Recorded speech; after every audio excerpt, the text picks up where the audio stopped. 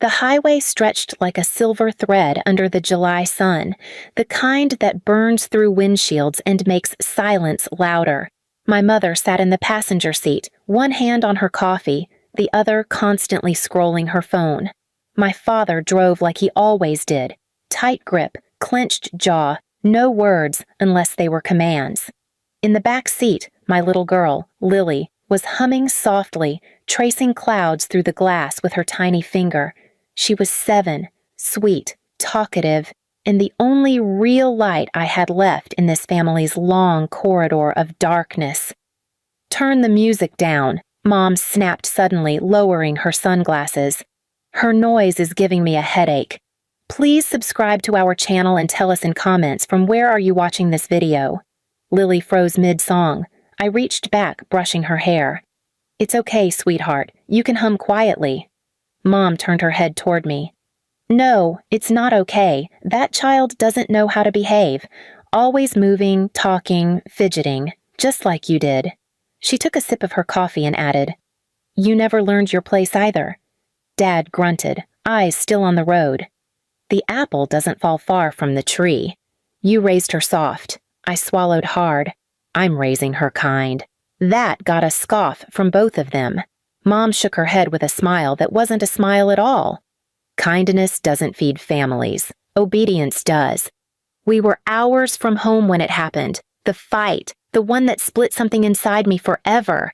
Lily had spilled some juice on the back seat. Just a few drops, nothing serious, but Mom's voice came sharp like broken glass. "Unbelievable! You can't even control your own kid." "It was an accident," I said, turning to wipe it up with tissues. Mom's face twisted. "Accident? That's what you said when you got pregnant, too."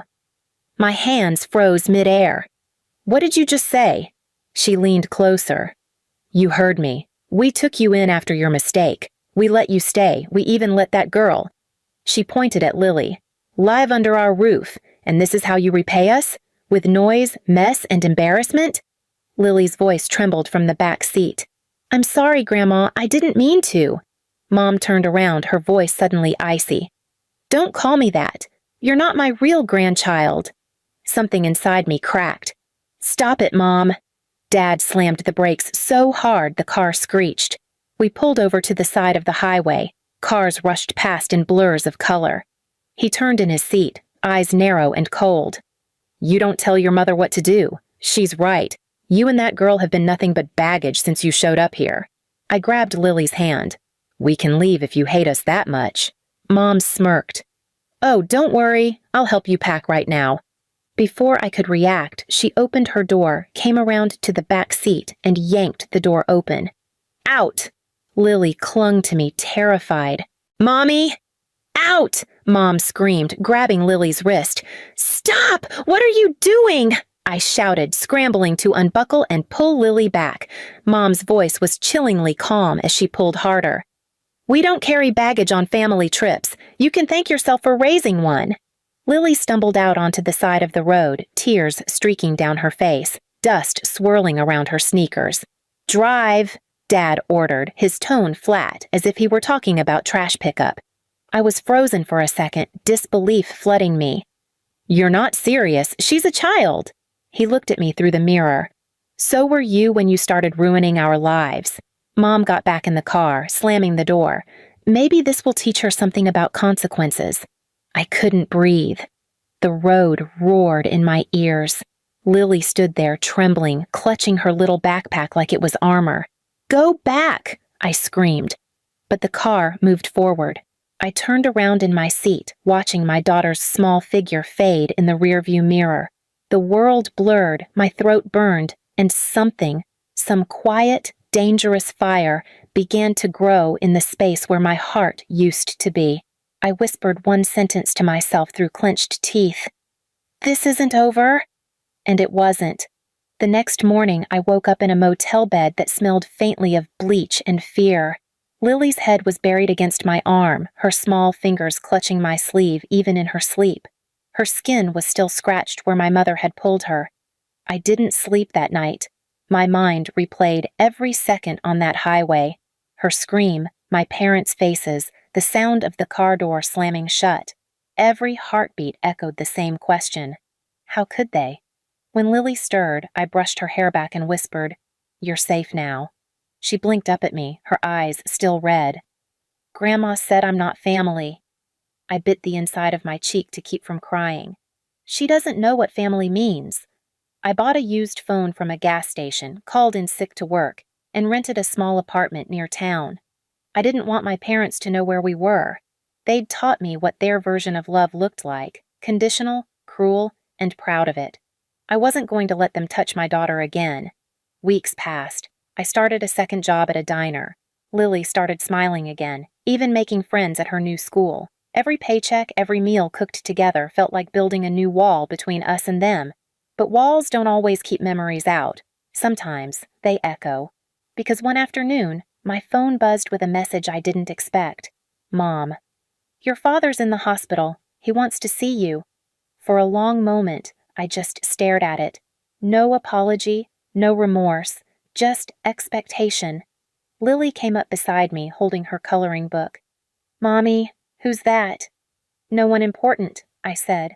But deep down, something twisted. I didn't want to go back, but I also didn't want them to think I'd disappeared weak. The next day, I drove to the hospital. Lily stayed with a neighbor. The smell of antiseptic and quiet guilt filled the air. My mother was sitting beside my father's bed, makeup perfect, expression stiff. She looked up. "You came." I stood in the doorway. "He called me baggage. Guess I came to see what happens when people drop what matters." Her lips tightened. "He's sick. Don't make this about the past." "The past made me," I said quietly. My father's voice cracked through the silence. "You think you're better than us now? You think working double shifts and living in a shoebox makes you a hero?" I stared at him. "No, but it makes me human. Something you never were." His jaw clenched. Mom turned away, arms crossed. "You're cruel," she muttered, "after everything we did for you." I laughed, low and hollow. "Everything you did to me, you mean?"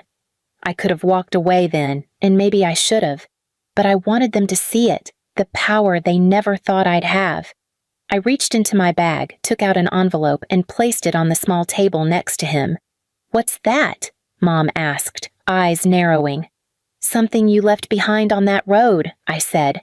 "Your conscience." I turned to leave, but Mom grabbed my arm. "We raised you." "No," I said, pulling free. "You raised a warning." When I got home, Lily ran into my arms. "Are they coming back?" I smiled softly, brushing her hair. "Not this time. They're lost, sweetheart. Some people never find the road back." And for the first time, I felt peace. Not revenge, not rage, just the quiet certainty that I had escaped something deadly. But the story wasn't over yet, because what I didn't expect was their next move, the one that would make me decide once and for all what they truly deserved. By the time autumn rolled around, everything about me had changed. My walk, my voice, even the way I held a coffee cup. But the scar inside, the one left on that highway, never fully healed. Lily had just started third grade. She was laughing again, stronger now, braver. Her laughter was sunlight on the ruins of everything my parents destroyed. Every time I saw her smile, I swore I'd never let anyone make her cry again. Then, one night, a message came, short, desperate. "Mom, your father lost his job. We're about to lose the house. Please, we need help." I stared at it for a long time, my hands cold. The same hands that had held Lily on the side of a highway while my parents drove away laughing. I could have ignored it. I could have blocked her number, gone to bed, and forgotten the people who forgot me. But something inside whispered, "Not yet." Not until they understood what real loss felt like. "So," I replied, "Meet me at the diner tomorrow, 10 a.m. When they walked in the next morning, they looked smaller. My father's once commanding presence was gone. His shoulders sagged, and my mother's face was lined with exhaustion, but her eyes still had that familiar spark, pride masquerading as dignity. "Clara," Mom said softly, trying to smile. "You look, well." "I am," I said. You look desperate. She blinked. Dad frowned. We didn't come here for insults. No, I said, leaning back. You came here because you're about to lose everything. Just like I almost lost my daughter because of you. Mom's jaw tightened. That was years ago. Don't, I snapped. The diner went quiet. Don't you dare call it years ago. You left a child on the side of a highway and drove away. You laughed while she cried for you. Dad's voice cracked. We made a mistake. I leaned forward. You didn't make a mistake. You made a choice. Mom's lip trembled. We were angry. You were difficult. We didn't know how to handle you. I cut her off again. You handled me like garbage. You treated my daughter like she was nothing. And now you want me to help you? Her hands shook. We raised you. You raised me to survive pain, not to cause it. But you forgot one thing. Pain remembers. I reached into my purse and pulled out an envelope. Mom's eyes lit up, thinking it was money. I placed it on the table, calm as ever. She tore it open and froze. Inside were the hospital bills I'd paid for Lily's therapy, the motel receipts, the rent payments, every cost of rebuilding my life after they broke it. On the last page was a handwritten note. The debt you left behind isn't money, it's memories. You'll live with yours. I already did. Mom covered her mouth. Dad looked away. I stood up, dropping a few dollars on the table for the coffee.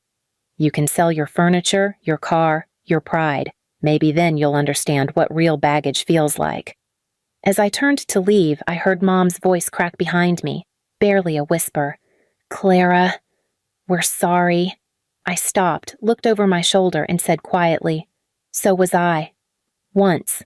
Outside, the air smelled of rain and change. I got into my car, and before driving off, I called home.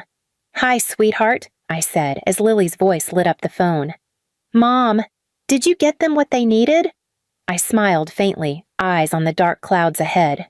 I gave them exactly what they earned.